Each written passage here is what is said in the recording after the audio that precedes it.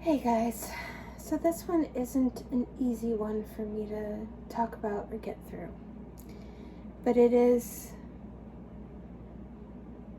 inspired, I guess you could say, by a brief conversation I had last night. As I've spoken about several times on my channel, and I will try to what's the word I'm looking for? Mark where I'm talking about one portion and mark where I'm talking about the next portion.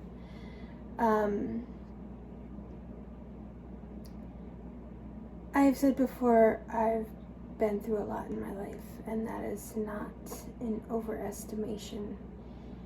In fact, on June 11th, I recorded myself and I uploaded unlisted a video, or not even unlisted, but privated a video, because I wasn't sure if I wanted to release it or not,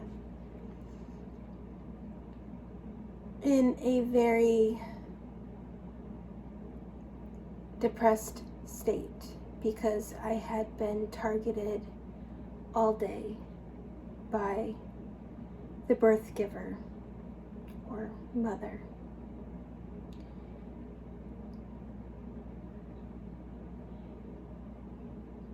I know that people are tired of hearing about narcissists. I get it. The word has become very overused, and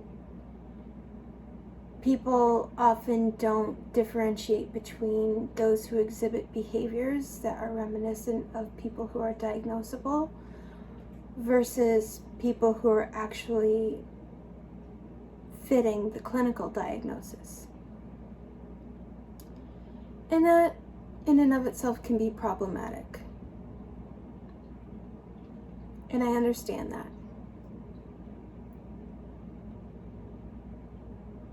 But I ask you to remember that people who survive narcissists have been forced to stay silent about what they've experienced or gaslit to believe that it wasn't as serious as it was, that the impact of being gaslit didn't impact your brain chemistry the way many times it does, and forced into silence for a very long time, either by the people who are harming them or the people that they rally to support them in harming that person. Like I said, I only discovered what my mother was about a decade ago, because there was no conversation about the clinical diagnosis. So I went for a very long time in my life, 30 plus years, not knowing what it was I was dealing with, knowing that it didn't seem normal, gaslighting myself that I was the problem because that's what I'd been programmed to believe. Whenever I saw my classmates or friends I had growing up interacting with their parents in ways that are probably normal, I would get scared that my friends would be attacked or harmed. Because if I ever spoke to my mother that way, even if it wasn't disrespectful, just her perception of disrespect or anything that potentially bruises her ego could result in violence.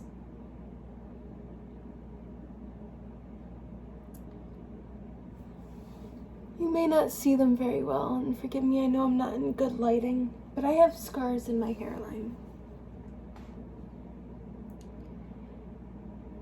My mother claims that when I was an infant that she had put me on the floor with her dog at the time. And she thought that the dog had bit my face and she rushed me to the emergency department, claiming that the dog had bit my face, when apparently the emergency services told her, this is according to her, so don't, although my dad confirms this is what she said, and his memory tends to be much better than mine, that the medical people stated that it was unlikely that the dog bit my face, but more likely that the dog scratched my face as an infant. Now I want you to remember what I just said and the way that she reacted when I was an infant. When I was around 7 or 8, a family friend's mother was moving into an apartment building. We constantly adopt animals. I'm actually very well known with our local veterinarian for taking hard cases, because I know what it's like to lose your trust and for it to take time to gain that trust, and I take on a lot of challenging cases. So whenever we have gone to adopt, our veterinarian always vouches, especially for me, whether they realize it or not.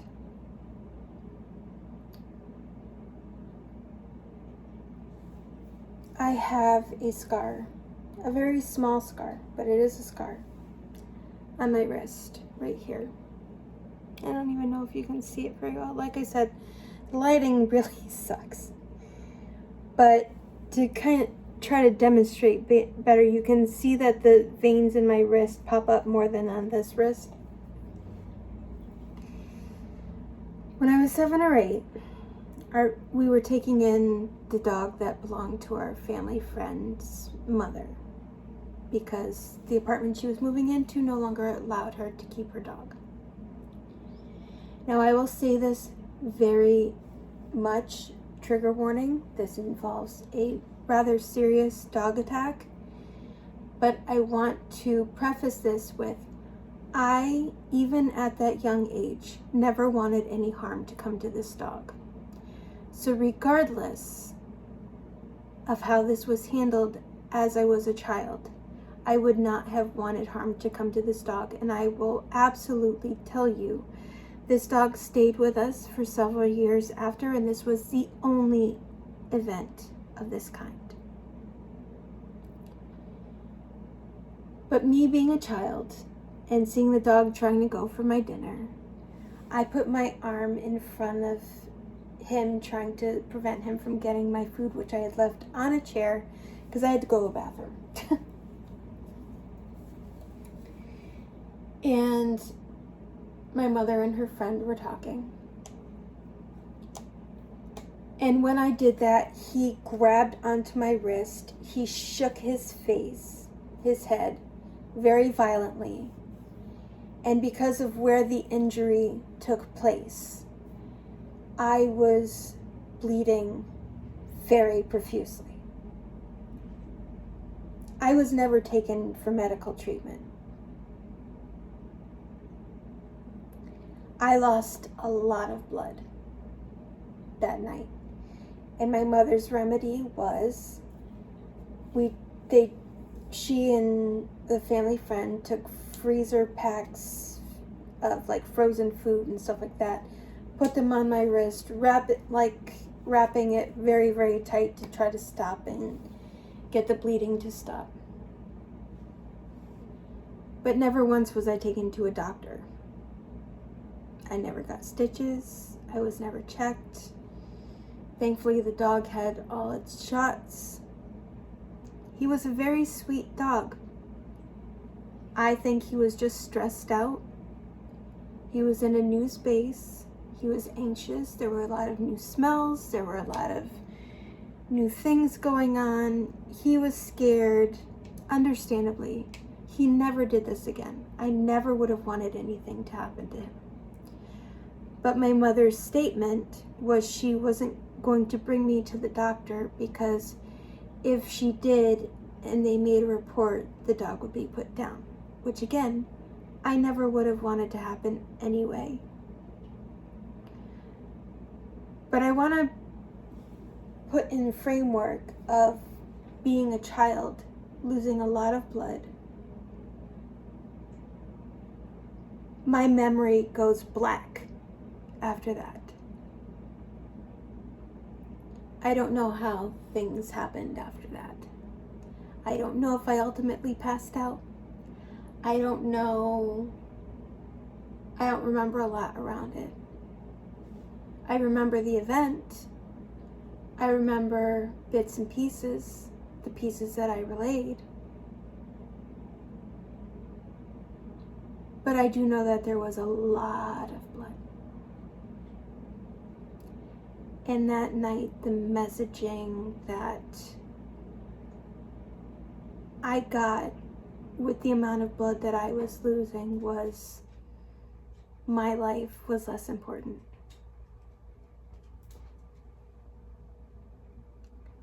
I'm just glad that the bleeding was able to be stopped. I did not need to go to the hospital. I know it was mainly using bandages and stuff like that to wrap the wrist. I don't know what excuse she came up to tell people.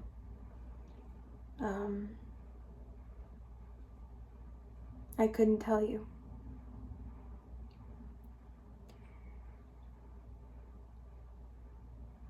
There are a number of incidents. I have come to realize that a large reason why I am in the body size that I am is because of living in a constant state of survival mode. When I was little, I was constantly being brought to the doctor because I wasn't eating. And even now, to this day, my relationship with food is not the best. When I'm stressed out, I don't eat at all. I have no appetite. And despite my not eating that much or overeating, I gained weight. And I continued to gain weight.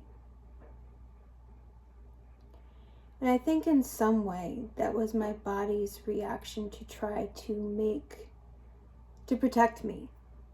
Because the smaller I was, the lighter I was, the easier I was flung around when she was unhappy. But as I got older and the more weight I gained, the less she was physically able to do that. Now that doesn't mean that things stopped, but it made it harder for her to be successful in doing that.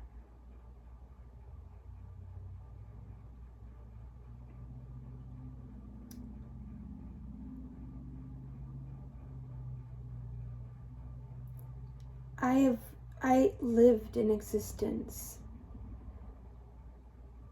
where I've been brainwashed for a large portion of my life. I've spoken about this before, how I tend to be really good at picking up when other people are using manipulative language towards other people versus when it's directed at me. I'm less able to pick up on it. It's a very big reason why I have so few people that I trust in my life, and why I don't allow open access to me or my life to very many people. Me talking about this stuff so openly on the internet is a huge step. I've spent the majority of my life silenced and not able to even voice a lot of the things that I've been through, and those are just some of them.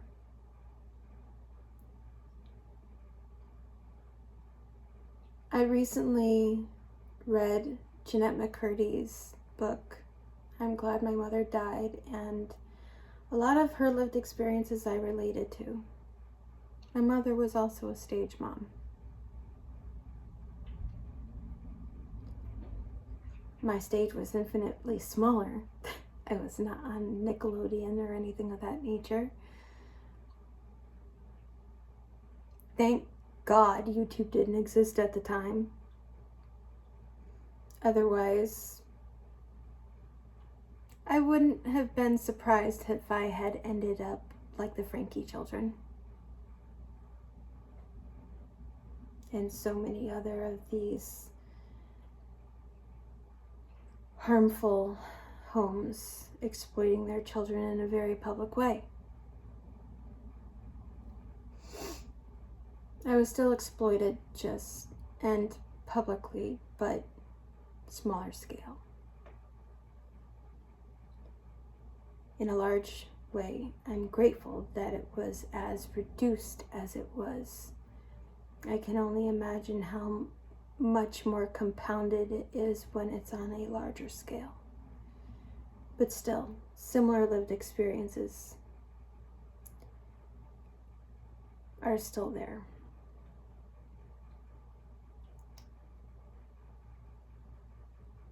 You have to understand that for people like me, whether they're born into this situation, whether they get involved with somebody and it turns out that they are someone like this, later on, people don't just choose to get into relationships like this. They don't. It starts slow. It tends to happen gradually, especially if it's a romantic relationship. Small ways, and then it grows and grows and grows, and before you know it, you're in a situation that you never chose to sign up for.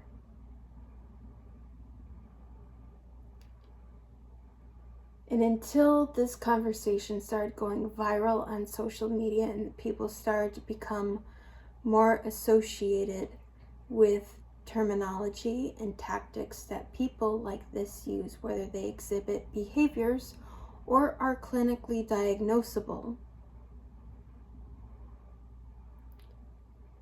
we suffered in silence. Because people didn't listen, they didn't believe you.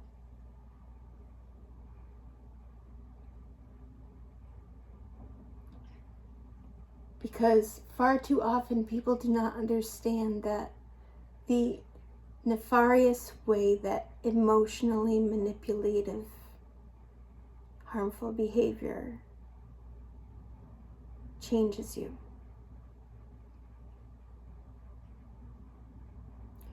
In talking about it and identifying those behaviors when you see them and bringing them to attention,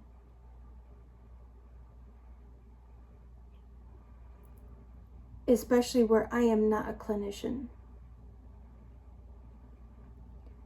When I comment on behaviors I am identifying and mannerisms I am identifying, it is not because I am diagnosing somebody, it is because I am pinpointing behaviors that are concerning. And I try to warn people before they have the ability to spiral in a way that gets compounded and people end up hurt far worse than they are already being.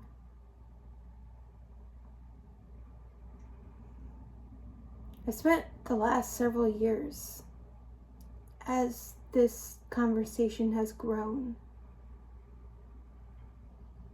in some ways kind of acting like a canary in a coal mine.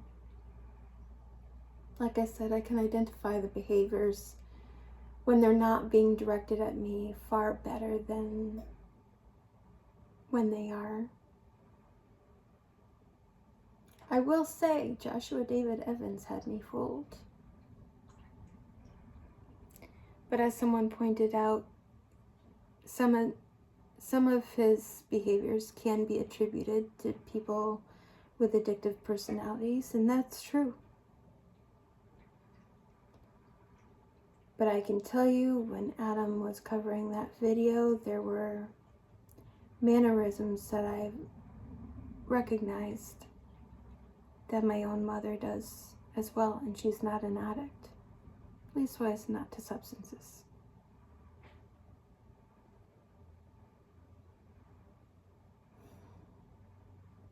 And it's because I see those mannerisms that it makes me wonder if it's possible that he had us all fooled. Narcissists are not typically grandiose. At least was not from my experience. I have encountered people who are grandiose, but even then it tends to take a bit of time for them to show how truly inflated their egos can be.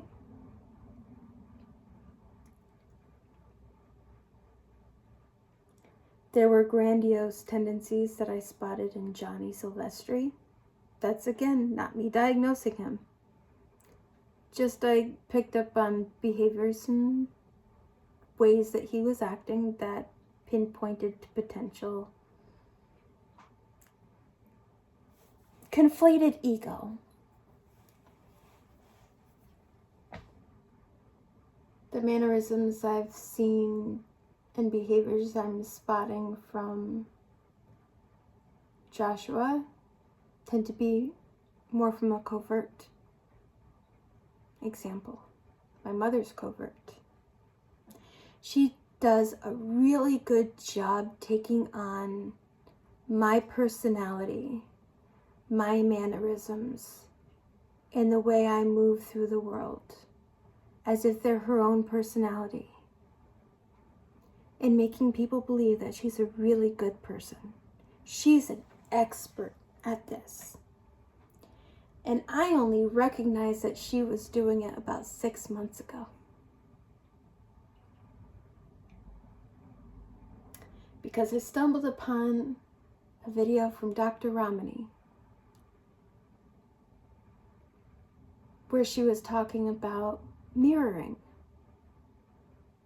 and how narcissists like to mirror people they perceive as, popular or more societally acceptable. And they put on a mask and they mirror those people. It happens a lot. I didn't even know this was a thing, like I said, until about 6 months ago. And when I found that video, I learn about new aspects of this disorder every single day. I really took a step back and I paid attention. In the house, my mother is more grandiose. But again, even then, it took me time to recognize that she's really manipulative. Really manipulative.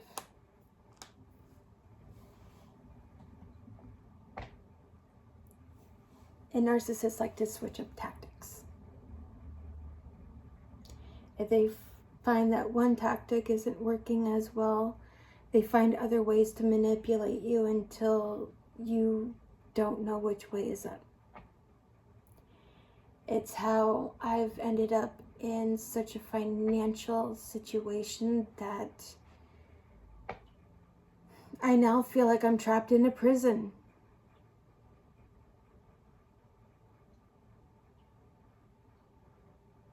I owe her money.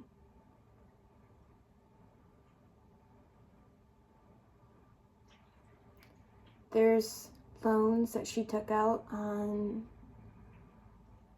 an account that, well, technically in her name, she was going to give me when I turned 18, that she still hasn't. But the account is for a whole life insurance policy. Anyone who knows about taking out insurance knows that a whole life insurance policy is very cheap to start when someone's an infant. But when you get older, it's infinitely more expensive. Well, she took out a $10,000 loan on that account that she's now holding over my head. And she took out this loan when I was a minor.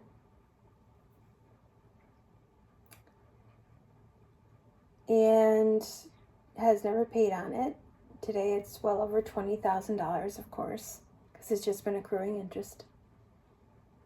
Now I have to figure out a way to get control of the account so I can start paying on it. But she's holding it over my head.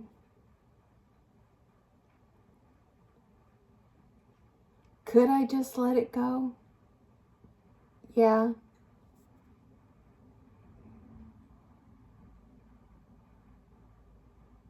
And maybe at one point I will. But even beyond that, I still owe her money, and I can't afford to get an apartment. She has been really good at feigning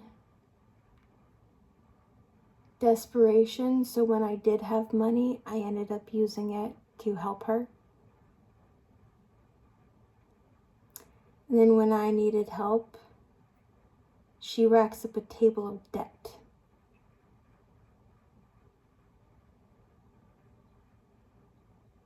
And what sucks is in the moment I don't see it happening. I don't recognize it when it's happening. The money I earned as a child, long gone. Oh, when I was actually I think I was over 18 when I finally got my own account with my own name on it. Oh, that pissed her off so much.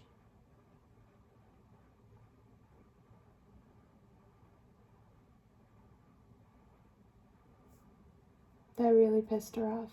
She was angry. Every time I try to take control of some aspect of my life, she's angry.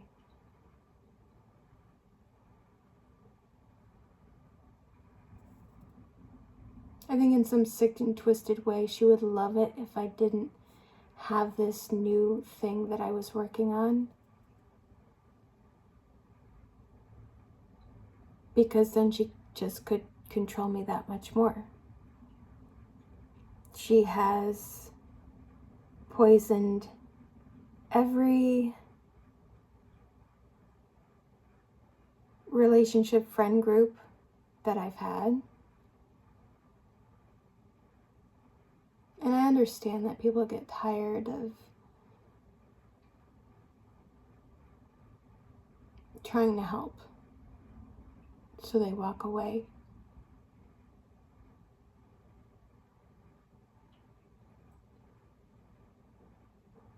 Then there's the friend groups where they see how my mother gets away with manipulating me, and they take on the tactics themselves to further it, and I didn't see it happening in the moment.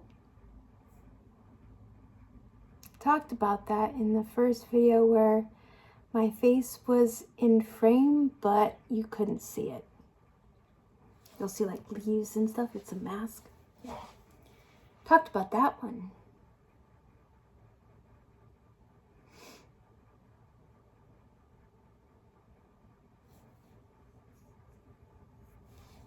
I haven't had a lot of good people in my life, and I can tell you that I have blocked all of my family members on my social media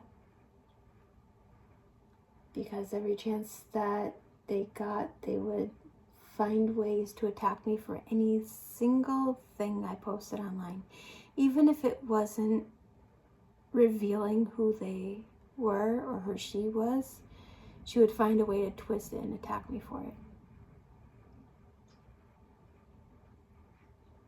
I have more than one social media. Technically, they are friends with me on one social media, but it's not my real one. and I don't go on it. That way they think that we're still friends online. They think that they're able to monitor what I'm doing. But at the end of the day, they can't. Because it's not my real profile.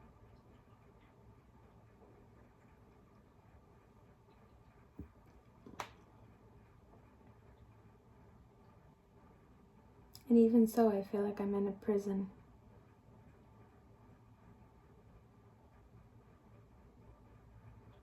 And I hate it.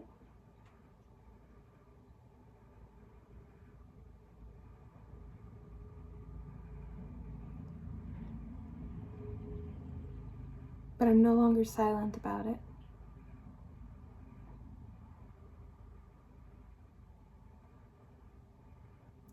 And I do ask people to remember that if people are identifying behaviors or identifying people as potential narcissists, that if those people aren't clinical, yeah, I know it may be annoying. Yes, I know the term is overused. Yes, I recognize that conflating a diagnosable condition versus behaviors is not necessarily a good thing to do. But I simultaneously ask people to remember that revealing this particular form of harm has contributed to saving lives in recent years. Because a lot of people like me felt alone for a very long time. And before I knew what my mother was, and for a time thereafter because of how bad she gets at times, I actively was contemplating self-harm in a way that I would no longer be here. And it's taken me a lot of mental health support. It's taken me a lot of time. A large part of that is talking about my experiences to help prevent that. I'm not going to make that video from June 11th public right now. I know videos like that tend to gain traction. And that's something I'm not prepared for right now. Especially while I'm still actively living in this situation. All I would need is somebody who knows me in real life to see the video, send it to my mother, and say,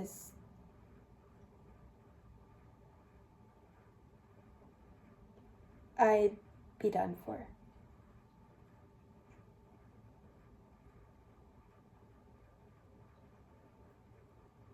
I'm trying every day to survive. I have things I'm working on to get out. They are things I cannot talk about right now. I do have people who support me, but I cannot talk about them because there are moves happening that we're keeping on the down low. When I get out, I'll be happy to talk about what I did, how I managed to do it, and everything of that nature, but I can't right now.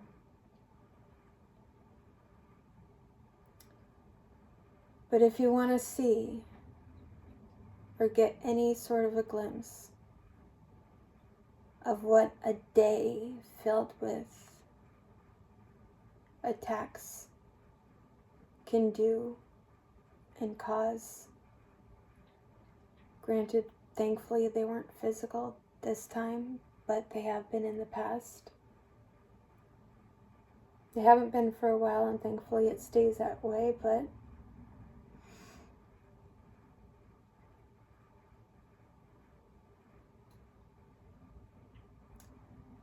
it's not a risk I want to take. I will set the video as unlisted, and I will put it in the pinned comment that I put under my long form videos if you want to watch it. But I'm not setting it as public right now because I don't want it to gain traction. Like I said, I may release it publicly in future, but I can't right now.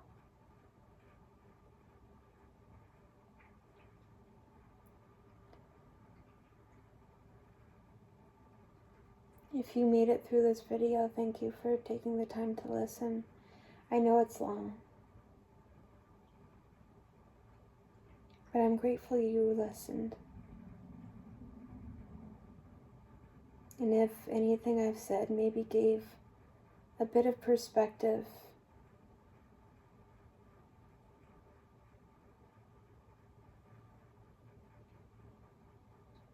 all I want to do is make sure that people who are like me realize that they're not alone, because I know how bad it gets when you feel like you are.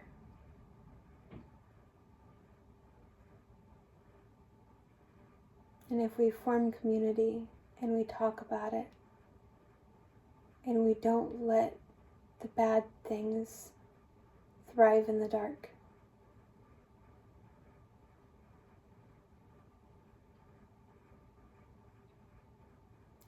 it gives us strength to keep going, to ultimately get out. All right. Take care. Thank you. And bye for now.